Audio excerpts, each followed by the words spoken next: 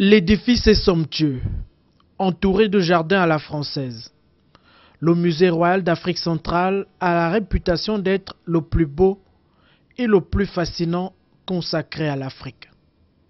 En arrivant sur les lieux, le président de la République tenait à visiter une structure créée en 1898. À travers les galeries et les pièces de ce musée, étroitement liées au passé colonial, Ali Bongo Ondimba effectue une plongée dans l'histoire et le passé de l'Afrique centrale. Ce bâtiment monumental et depuis 1910, donc depuis 112 ans, nous sommes hébergés comme musée ici, dans ce bâtiment. Mais ce bâtiment et ce musée n'est qu'une partie de nos activités.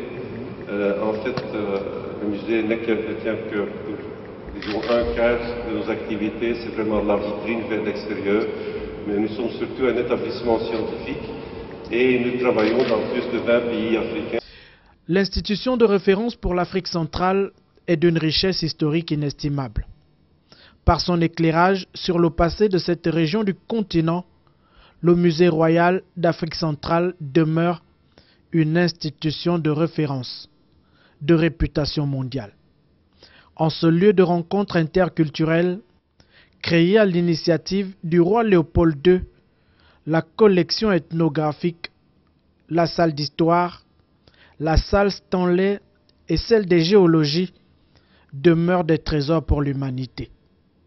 Le président de la République a donc visité ici l'une des plus importantes collections au monde relatives à l'Afrique. L'histoire, quant à elle, retiendra certainement ces mots.